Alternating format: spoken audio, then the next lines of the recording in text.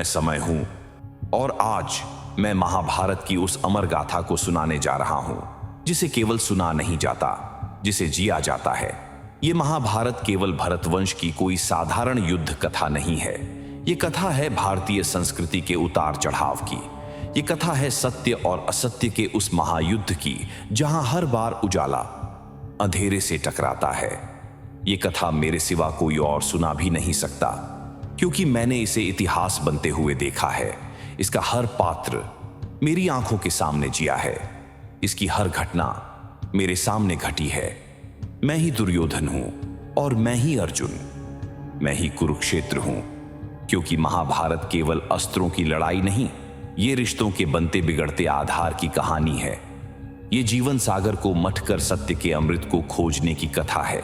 और ये युद्ध हर युग को अपने अपने कुरुक्षेत्र में लड़ना पड़ता है, क्योंकि हर युग का सत्य अपने वर्तमान असत्य से टकराता है। और जब तक मैं हूं, ये महायुद्ध चलता रहेगा, क्योंकि मेरा कोई अंत नहीं, मैं अनंत हूं।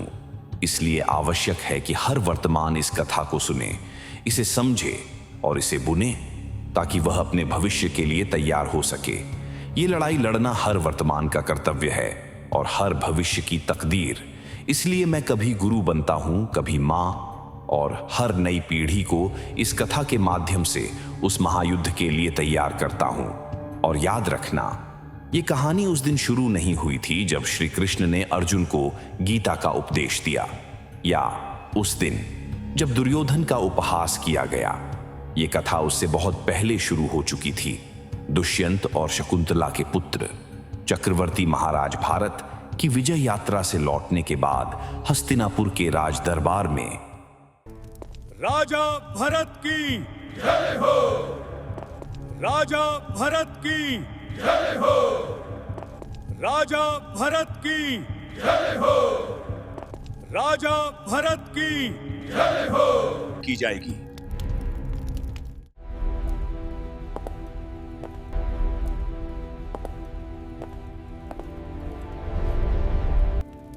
मैंने सुना पुत्र, तुम कहीं जा रहे हो। हाँ माता, युद्ध से लौटा हूं। सोचा महर्षि कनक के दर्शन ही करा जाऊं। उन्हें महर्षि नहीं, नाना बोलो पुत्र। मैं उनकी पुत्री तो नहीं हूं, लेकिन उन्होंने ही मेरा पालन पोषण किया है। मेरी ओर से भी उनके चरण छू लेना और कहना कि वो अपनी पुत्री संकुतला को तो भूल गए हैं। अवश्य माता, अवश्य, मैं कह दूंगा।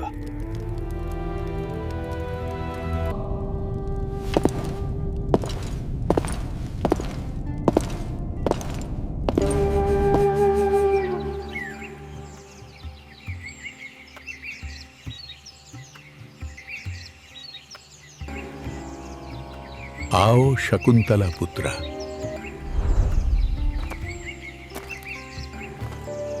प्रणाम महर्षि।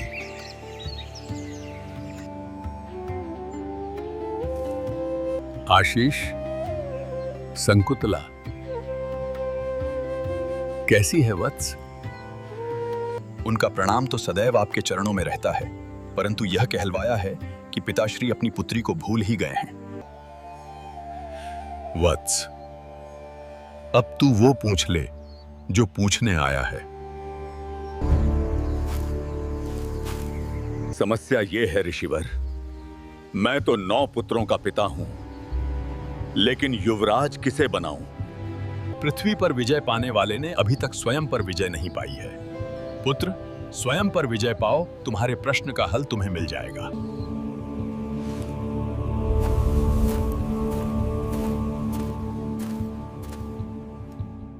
राजा भरत की जय हो, राजा भरत की जय हो, राजा भरत की जय हो, राजा भरत की जय हो।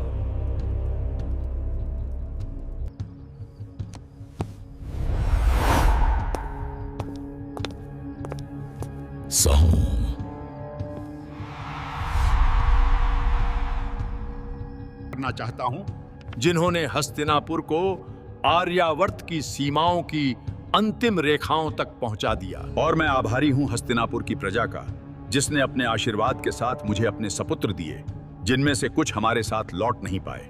मैं उनके माता पिता को कोटि कोटि प्रणाम करता हूँ। और आज इस राज्य सिंहासन से मैं ये घोषणा करता हूँ, कोई राजा अपने देश और अपने देश के समुदाय से बड़ा नहीं होता। राजा के केवल 3 कर्तव्य होते हैं: देश और समुदाय को न्याय देना और उनकी रक्षा करना, और किसी ऐसे व्यक्ति के राजकुमार घोषित करना जो देश और प्रजा को न्याय भी दे सके और उनकी रक्षा भी कर सके।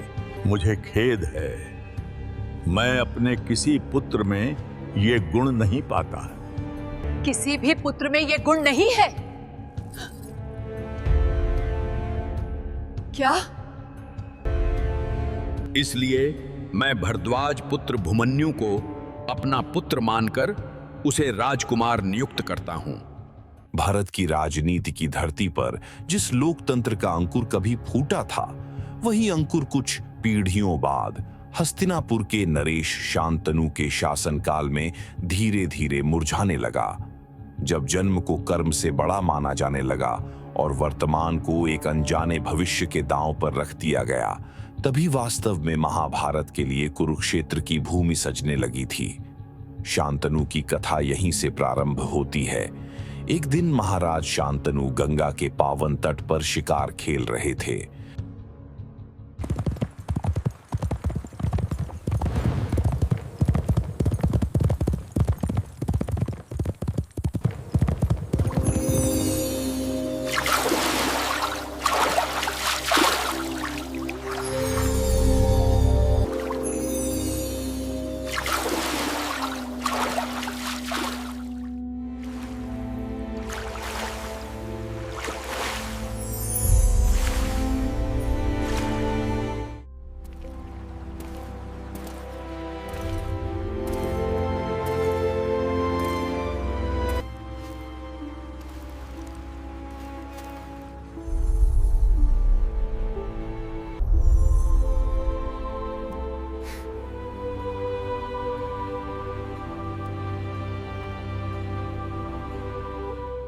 मैं शांतनु हूं देवी, हस्तिनापुर नरेश शांतनु।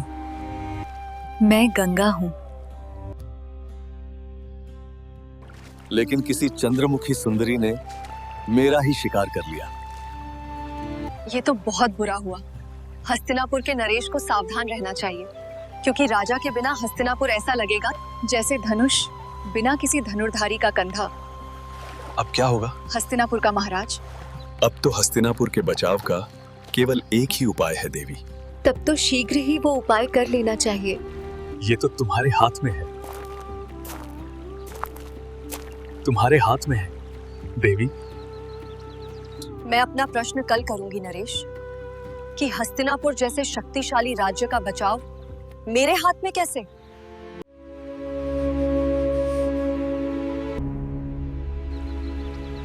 मैं अपना प्रश्न कल करूंगी नरेश, कि हस्तिनापुर जैसे शक्तिशाली राज्य का बचाव मेरे हाथ में कैसे?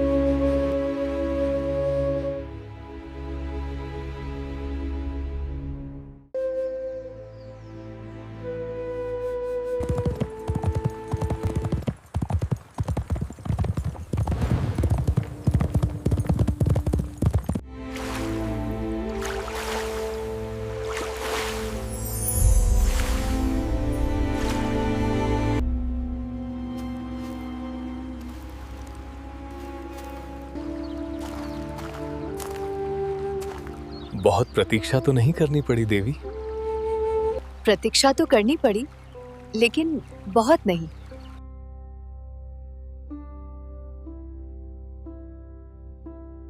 तो कल आप कह रहे थे महाराज कि हस्तिनापुर के बचाव का केवल एक ही उपाय है। तब मैंने आपको कहा था कि तब तो शीघ्र ही वो उपाय कर लेना चाहिए महाराज। हाँ। तो आपने कहा ये मेरे हाथ में है। मेरे हाथ में कैसे महाराज? यदि तुम हस्तिनापुर की पतरानी बनाना स्वीकार कर लो तो शांतनु भी बच जाएगा और हस्तिनापुर भी। ये सम्मान स्वीकार कर भी सकती हूँ, परंतु एक वचन दीजिए। आज से सारे वाचन तुम्हारे हुए देवी। सारे नहीं महाराज, केवल एक। चाहे मैं कुछ भी करूं, आप मुझसे कभी प्रश्न नहीं करेंगे। मैं कभी तुमसे प्रश्न नहीं करूंगा और न ही प्रश्न का कारण जानने की कोशिश करूंगा। यदि आप ऐसा ना कर पाए तो मैं आपके पहले प्रश्न का जवाब देकर आपके जीवन से हमेशा के लिए चली जाऊंगी। मुझे स्वीकार है देवी।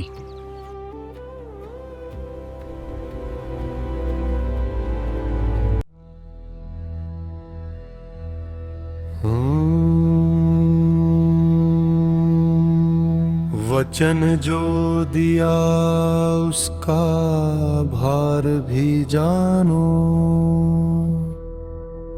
अविचारित वाणी से पथ न पहचानो,